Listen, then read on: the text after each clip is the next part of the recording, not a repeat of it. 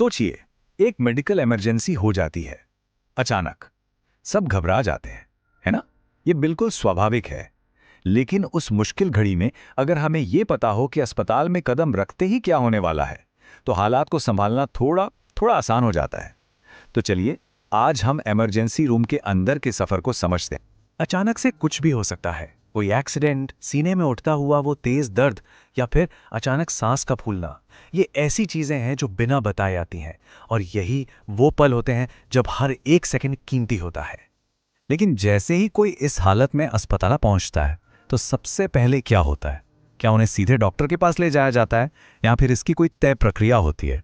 आइए इस पूरे सफर को कदम दर कदम समझते हैं। तो इमरजेंसी डिपार्टमेंट में पहुंचते ही जो सबसे सबसे पहला और सबसे जरूरी कदम उठाया जाता है, उसे कहते हैं ट्रियाज।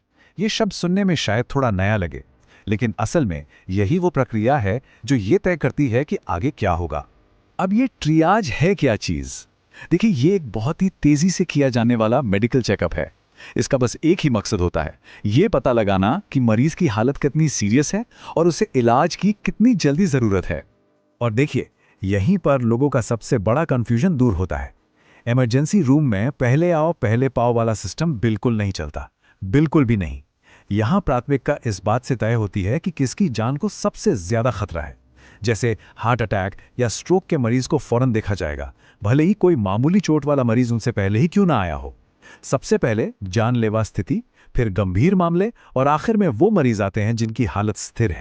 एक बार जब यह तय हो जाता है कि मरीज को तुरंत देखभाल की जरूरत है, तब टीम का अगला मिशन शुरू होता है, और वो है मरीज को स्टेबलाइज करना, मतलब उसकी बिगड़ती हालत को तुरंत काबू में लाना। इस स्टेज पे ना कई चीजें एक साथ चल रही होती हैं। डॉक्टर, नर्स सब लगे होते हैं। जरूरत है तो ऑक्सीजन लगा दी, आईवी से जरूरी दवाइयां शुरू कर दी। अगर खून बह रहा है तो उसे रोकना सबसे पहली प्राथमिकता है। और हाँ, दर्द को कंट्रोल करना, बेसिकली सांस, ब्लड प्रेशर, हार्ट रेट, इन सबको सामान्य स्तर पर लाना। अच्छा, जब मरीज थोड़ा स्थिर हो जाता है, उसकी हालत कंट्रोल में आ जाती है, तब टीम एक नई जांच शुरू करती है, ये पता लगाने की कि आखिर प्रॉब्लम है क्या। इसे कहते हैं रैपिड डायग्नोसिस, यानी जल्द से जल्द असली वजह तक पहुंचना। इसमें सबसे पहले नंबर आता है ब्लड टेस्ट्स का, खून का एक छोटा सा सैंपल। लेकिन ये डॉक्टर को शरीर के अंदर क्या गड़बड़ चल रही है उसके बारे में बहुत सारे सुराग दे सकता है। जैसे कोई इन्फेक्शन तो नहीं है, या कोई अंग अचानक काम करना तो बंद नहीं कर गया। अगर शिकायत सीने में दर्द या घबराहट की है, तो तुरंत होता है ईसीजी, यानी इलेक्ट्रोकार्डियोग्राम। इससे दिल की इलेक्ट्रिकल एक्टिविटी चेक की जाती है। हार्ट अटैक जैसी चीजों का पता इससे फौरन चल जाता है। और फिर प्रॉब्लम को और बेहतर तरीके से देखने के लिए डॉक्टर्स एक्सरे, सीटी स्कैन या अल्ट्रासाउंड का इस्तेमाल करते हैं। ये टेस्ट आसान भाषा में शरीर के अंदर की एक फोटो खींच लेते हैं, जिससे एकदम साफ हो जाता है कि आगे क्या करना है। तो जैसे ही डायग्नोसिस क्लियर होता है, जैसे ही पता चलता है कि प्रॉब्लम क्या है, इलाज का अगला फेज शुरू हो जाता है। और यहाँ से मरीज का सफर 3 अलग अलग रास्तों पर जा सकता है। जैसा कि यहाँ दिख रहा है, 3 मेन संभावनाएं होती हैं। पहली, हालत ज्यादा खराब है तो आगे के इलाज के लिए अस्पताल में एडमिट कर लिया जाता है। दूसरी, कुछ घंटों के लिए ऑब्जर्वेशन में रखा जाता है, ये देखने के लिए कि सब ठीक है या नहीं। और तीसरी, अगर हालत काफी स्थिर है तो जरूरी दवाइयां और सलाह देकर घर भेज दिया जाता है।